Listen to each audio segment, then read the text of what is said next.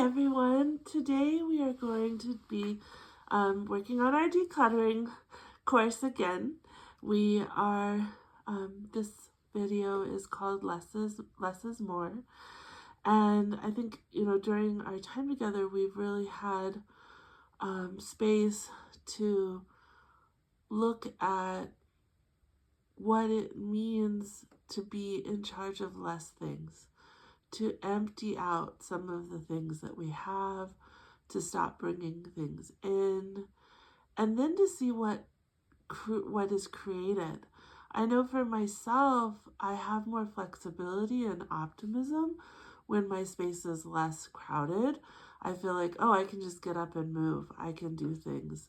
I feel more capable when I don't look around and see objects that I need to deal with, or when the pathway to get through my house is kind of reminding me every turn of things that I need to take care of. When that's just clear, it feels much better. And you'll hear this from people, like they'll go on vacation and stay in an Airbnb that's simple, or a hotel that doesn't have very many objects, and they'll say, or they'll go camping and they'll say, wow, my brain seemed to clear. I seem to be able to think so much more clearly.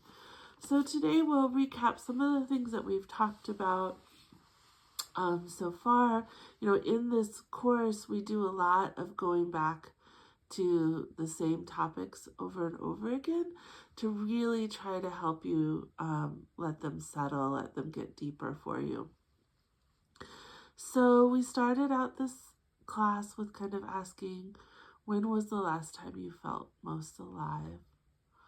So taking a moment to think about that. When in the last week or year can you think of a time that you felt the most alive?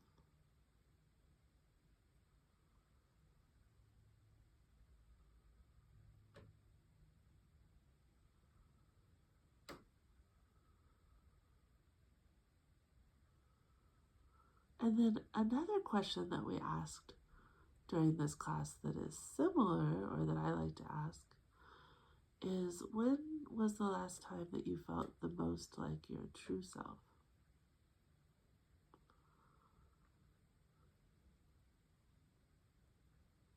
Just thinking, in the last week, month, year, when does a memory come to you of like, oh yeah, I really felt like me?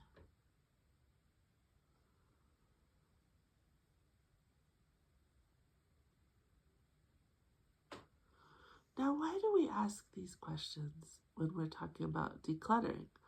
We're asking these questions because sometimes when we have too much stuff, it can really get in the way of feeling alive. Like if you're having to deal with clutter, it can really get in the way of feeling that vibrancy. Or it might get in the way of you feeling like who you really are. If you're bogged down with projects you need to do, things from the past, not really just being able to be, but rather always feeling like you have a to-do list. So that's an exercise that you can actually do. You can even schedule it on your calendar, like once a month. Ask yourself, when have I felt the most alive recently? When have I felt the most like myself? And that might point you in the direction of motivation. If the last time you felt most alive was when you had a dinner party, okay, well, maybe I really want to have my space clear for people. If the last time you felt the most alive was out on a vacation, maybe having your house cleared out so you could spend time on vacation easily might be helpful. Very, very infrequently would somebody say the time I most felt alive was decluttering, or feeling the burden of my clutter maybe would be the thing. And I do think that while being a possibilitarian can be a bit of an identity, I don't think that who we really are is the stuff that we collect. I think it can indicate some things about us, but I think sometimes we mistake our stuff for being us. We discussed psychological clutter blocks in this class. So those are, I believe, from an author named Tracy McCubbin.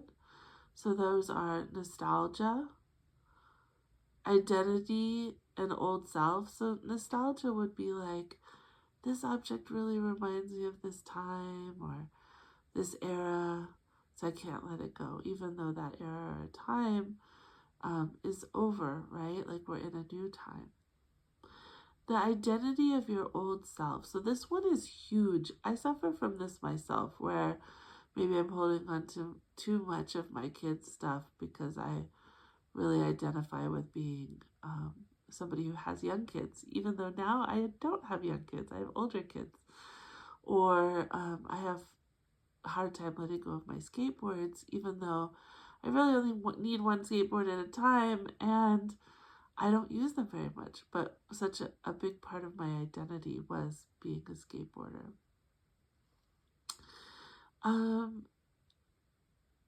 The next one is avoidance. So we may not declutter because we feel we're avoiding it. Yeah, or we're avoiding looking at certain things, right? Especially if you're holding on to the objects of people who've passed away, or maybe there was some type of tragedy associated with those objects. It can be really hard, and then we avoid doing it. We might also be avoiding it because of executive functioning, or we're so busy, or a feeling like if I start doing it, then it's just going to take up all of my time. Dreams. The next one is dreams. So sorry, I should probably count these. 1 is nostalgia, 2 is identity of the old self, 3 is avoidance, 4 is dreams, 5 is not worth the good stuff, 6 is other people's stuff, and 7 is the sunk cost tendency. So when I talk about dreams, I'm talking about keeping objects because they feel like they're anchors to our dreams, or we need them for our dreams to come true. And a lot of times, this could relate back to executive functioning. If we have memory issues, we may think, oh, I've got to keep this softball in my house so that I remember to play softball, even though I haven't played softball for 7 years. And I probably won't be playing softball until next summer. I'm still holding on to this because I have a dream for the future regarding it. Where what would make more sense maybe is to just keep a list of your dreams. That's one piece of paper, right? Versus, or one place in your phone, versus having all of these objects that are about your dreams for the future.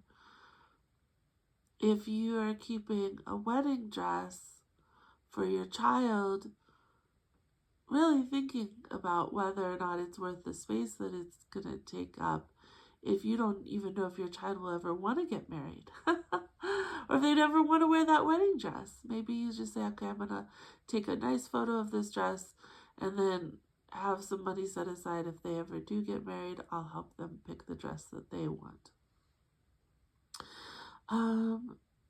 Number 5 is not worth the good stuff, which a lot of people really relate to. It's like, I've got this really nice hat. It's so beautiful. Somebody spent a lot of money on it, but I can't wear it because I don't want to mess it up. Or china is an example. I inherited my grandma's china. It's so nice, but I don't want to use it because I'll end up breaking one of the pieces. And then it just sits in the cupboard, kind of, again, dead, right? It doesn't have that living chance. It's just taking up space. Other people's stuff could also be stuff that people have left with you. So this happens a lot. People will say, hey, can you take these boxes of my stuff while I go traveling? Then they never come back and get it. Or the child grows up, leaves home, and they say, oh, I'm going to just leave everything in my room. And their parents never take it down. And then they have a room in their house that's not being used and is full of stuff that the child really needs to come and take care of. The next one is, the last one actually, is a huge one, Sunk cost tendency. And this is the one that makes us feel like, well, I paid money for that, so I can never let it go. But they say it's a fallacy because let's say I bought shoes 3 years ago and I paid $100 for them, and I wore them, and they're a really nice brand. They're really great. But I've worn them and they're 3 years old.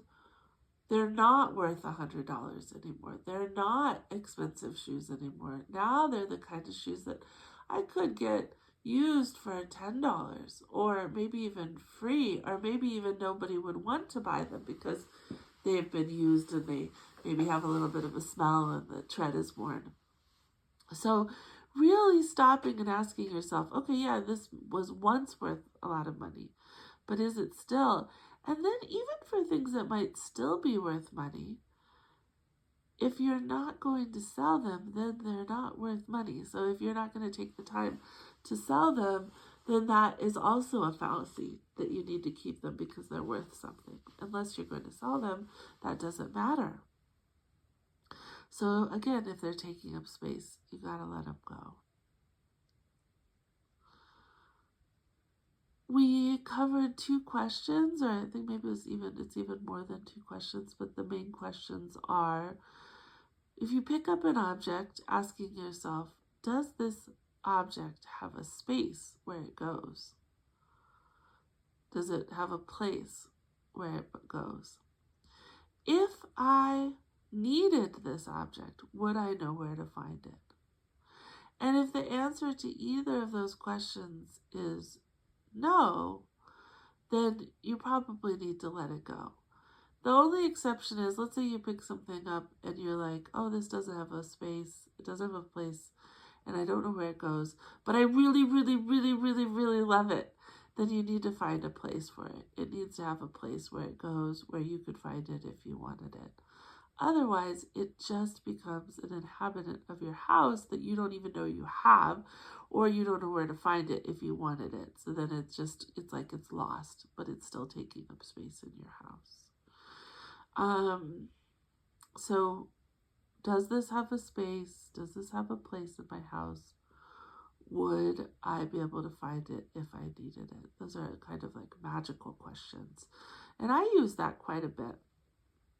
We also covered the concept of didn't organize, only moved. And this is a common one. We shuffle objects. Instead of getting rid of things, we make piles of things that we'll get back to later. And yet, if you don't get rid of things, you only move them, then you do have to deal with it later. And some people will refer to Ohio, which is only hold it once. So that means when you're going through things, you pick it up and you go, okay, what am I going to do with this? Does it have a place, or does it need to go in the thrift store or the garbage pile? And you only hold it that one time rather than putting it in piles. Now, if there's something you really are unsure of, I'm fine with you putting it in an area for things you're unsure of, but keep going. Don't let it stop you. And don't make the mistake of thinking that if you move the object to a pile that you've decluttered, you've only organized. So this is a big thing for people too, at recognizing that there's a difference between cluttering and organizing, and allowing yourself to declutter without organizing. You can do that. You can just declutter and then you can organize later. But if you organize without decluttering, it really will cause problems because you're not getting rid of things. So you need to make sure that you're decluttering. And start thinking about decluttering and organizing as 2 different things, because they're separate things. And maybe, play around with what happens when I just declutter? What happens when I just organize? Am I more efficient? Does it make more sense? How does it impact how I look at stuff? Kind of thinking about your challenges this week. thinking about whether these clutter box of nostalgia, identity of old self, avoidance, dreams, not being worthy of the good stuff, other people's stuff, and subclass tendency feel like they make sense to you. And one thing you can do if you wanted an exercise would be to just pick one of these and go around your house and take care of those things. So you could say, I'm just going to spend 2 hours just collecting everything that belongs to other people and then figuring out how to get it back to them or to let it go. Or maybe I'm going to go through the house and I'm going to get all of the good stuff out that I'm not using and ask myself whether I'd really use it. And if I would use it, start using it, because you can use it. You can use this stuff. You don't have to get rid of it. You can replace your mismatched kitchenware with your china set, but using it is the important part. Now, all of this is just suggestions. If you figure out, oh no, I don't want to do it the way that you've said it, Iviana, that's totally fine. You do what works for you. But I do suggest you keep going and you keep trying things. And I also really strongly suggest trying out going past the point of pain.